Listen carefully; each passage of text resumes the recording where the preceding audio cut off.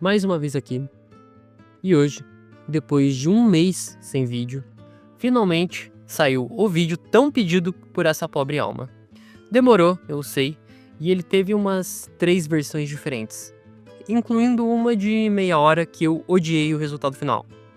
Então, resolvi fazer algo mais enxuto.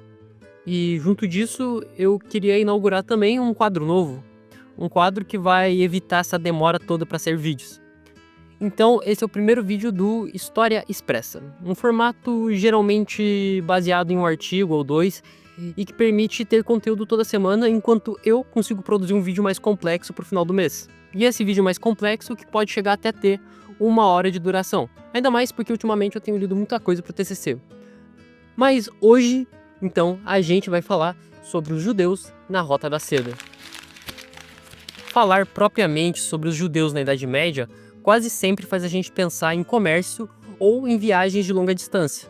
Mas aqui é importante a gente frisar e entender uma coisa: nem sempre o comércio era o principal motivo desses contatos. Muitas vezes essas viagens aconteciam por razões religiosas, por cooperação entre essas comunidades ou até por causa de estudos de lei. Mesmo enfrentando perigos nas rotas terrestres e marítimas, os judeus mantinham esses deslocamentos constantes.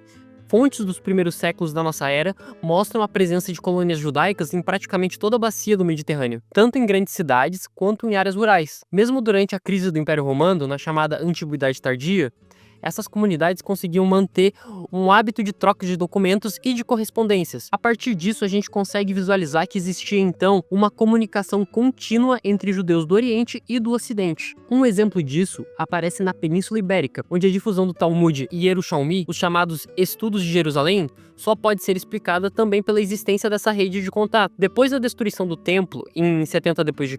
e da revolta contra Roma em 135, a antiga elite judaica começa a entrar em um declínio. E com esse novo contexto, quem passa a ganhar mais destaque são os rabinos, que eram esses mestres profundamente conhecedores da lei e que se reuniam em academias. A mais famosa delas foi a Jabné, na Palestina.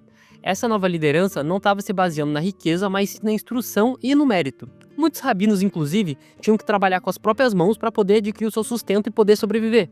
Eles recebiam cartas de comunidades judaicas que eram espalhadas pelo mundo todo e com dúvidas sobre a lei. E essas trocas acabaram dando origem, com o tempo, à chamada literatura de responsa, que é uma das nossas principais fontes para compreender a vida judaica na Idade Média. A permanência dos contatos entre as comunidades judaicas ao longo dos séculos pode ainda ter facilitado a participação dos judeus no comércio da Alta Idade Média. No início do século XX, o Henri Pirenne, um historiador belga, chegou a afirmar que na época carolíngia, os judeus exerciam um comércio com tanta regularidade que as palavras judeu e mercador se tornaram quase sinônimas. Só que hoje os historiadores tratam essa ideia com mais cautela. As pesquisas mais recentes mostram que muitos judeus não eram comerciantes, mas proprietários rurais ou até artesãos. Um exemplo disso aparece em 1084, quando o bispo de Espira, na atual Alemanha, concedeu privilégios à comunidade judaica local. Entre os direitos que eles adquiriram estavam a liberdade do comércio, o acesso ao porto e até mesmo o direito de possuir terras agrícolas, casas, vinhedos e pomares, somado ainda mais com o direito da herança. Na França, inclusive, os judeus só foram excluídos do acesso à terra entre os séculos XI e XII. Já no Oriente Médio, durante muito tempo, a maioria dos judeus acabou se dedicando principalmente à agricultura e ao artesanato. Essa situação vai começar a se modificar a partir lá do século X. Nesse período tem a Revolução Burguesa Muçulmana, onde o fortalecimento da burocracia, da organização das rotas comerciais e o crescimento da indústria, sob o Califado Abássida, acabou por fazer com que o comércio passasse a ocupar um papel central nessa economia.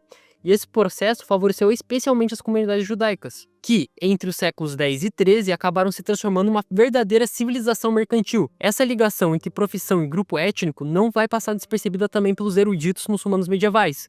Eles, então, vão acabar elaborando teorias segundo as quais certos povos teriam uma inclinação natural para determinadas atividades. E assim, diziam eles, os gregos seriam naturalmente voltados para a ciência e filosofia, os chineses para o artesanato, os nômades para a guerra e os árabes para a eloquência e a poesia. Mas a historiografia não segue por esse caminho de associar etnia à profissão, por exemplo. Os historiadores preferem muito mais destacar os motivos mais concretos. E 2 fatores que ajudam a explicar a especialização judaica no comércio são: o primeiro, as altas taxas cobradas aos não muçulmanos pelo uso da terra, e o segundo, a dispersão geográfica dessas comunidades judaicas. Elas estavam presentes em basicamente todo o mundo mediterrâneo, nas estepes russas, entre tribos berberes do Saara e até mesmo na Índia e na China.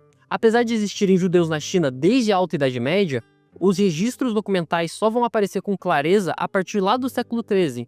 Então esses documentos indicam que provavelmente a presença de colônias de comerciantes ligadas às rotas vindas da Pérsia. As fontes muçulmanas também confirmam que esses contatos de longa distância, por volta ali do ano de 870, o geógrafo Ibn Cordabé menciona os mercadores judeus radanitas. Esses comerciantes radanitas atuavam ligando o Extremo Oriente ao mundo mediterrâneo. Eles embarcavam mercadorias no sul da China e na Índia e a distribuíam em Constantinopla e no Reino dos Francos. Segundo o próprio autor, esses mercadores eram poliglotas, falavam várias línguas e viajam tanto por terra quanto por mar. Eles transportavam seda, peles, espadas e no retorno ainda traziam produtos orientais como cânfora, camela, aloés e almiscar. Essas viagens seguiam diferentes rotas, algumas totalmente terrestres, outras fluviais e outras combinando o Mediterrâneo, o norte da África, o Mar Vermelho e o Oceano Índico. E ao longo dessas rotas, as grandes cidades acabavam por abrigar bairros de estrangeiros, com templos, armazéns, lojas e outros representantes comerciais. Junto com os muçulmanos, os judeus participaram da rota marítima da seda desde o final do século VII, onde ainda em certos momentos essas redes vão sofrer com interrupções como o massacre de estrangeiros em portos chineses no século IX, o que vai acabar levando o comércio a se deslocar temporariamente para outras regiões do Sudeste Asiático. E com o passar do tempo, mais mudanças políticas no mundo islâmico também vão alterar os centros econômicos que vão deslocar o eixo do comércio para o Mar Vermelho e para os portos de Jeddah e Aden. Mesmo que a literatura destaque muito o comércio de longa distância, ainda é importante lembrar que muitos dos produtos comercializados tinham origem nas próprias comunidades judaicas. A seda, por exemplo, ela não era monopólio chinês desde a antiguidade, e a técnica da fabricação já tinha se espalhado pela Pérsia, pelo Império Bizantino e depois pelo mundo islâmico. Então esse conhecimento ele também acompanha a própria expansão muçulmana e já no século X era possível encontrar produção de seda em Córdoba. Por fim, a dispersão dessas comunidades judaicas também estava ligada a contextos políticos e religiosos, onde em muitas regiões, como entre as tribos berberes do norte da África, a conversão ao judaísmo permitia preservar as próprias identidades dos locais. Entre os Khazares, por exemplo, que era um povo de origem turca, a conversão teve como objetivo manter a neutralidade entre os cristãos e os muçulmanos. Já em outros casos, a conversão ao judaísmo estava associada à perseguição das heresias, já que a excomunhão cristã podia significar não só o afastamento da igreja, mas também um retorno ao judaísmo anterior. Uma das fontes mais importantes que a gente tem acesso é a Gênese do Cairo, que é uma coleção que reúne cerca de 400 mil fragmentos, entre eles cartas, pedidos de documentos, vindos de regiões bem diferentes, como o Reino da França, a Ásia Menor, o Maghrebe e até o Iêmen. Isso já pode indicar pra gente que o Cairo estava ocupando uma posição de destaque entre essas comunidades judaicas no mundo mediterrâneo. Muito provavelmente por estar em um ponto estratégico, a comunidade cairota conseguia concentrar recursos, intermediar negociações e até lidar com questões tributárias de outras comunidades sob o domínio muçulmano. Além disso, ela ainda ajudava os judeus que eram feitos prisioneiros por piratas e auxiliava suas viúvas, inclusive mulheres judias nascidas na França, e também dava suporte a viajantes. Esses pedidos ainda conseguem revelar pra gente que, antes do século XIII, a identidade judaica era bem mais flexível do que se tornaria depois. Diferentes comunidades monoteístas podiam ser reunidas sob essa identidade, o que inclusive facilitava as conversões. De acordo com essas fontes, a principal exigência para ser reconhecido como judeu era conhecer os textos sagrados. Um exemplo curioso que aparece numa carta do século XI é onde a comunidade da Salônica pede ajuda para um judeu russo que estava em peregrinação à Terra Santa. Ele precisava de um passaporte, mas ele também não falava hebraico, nem grego e nem árabe. Ele conhecia só a Torá, e, mesmo assim, isso era considerado suficiente.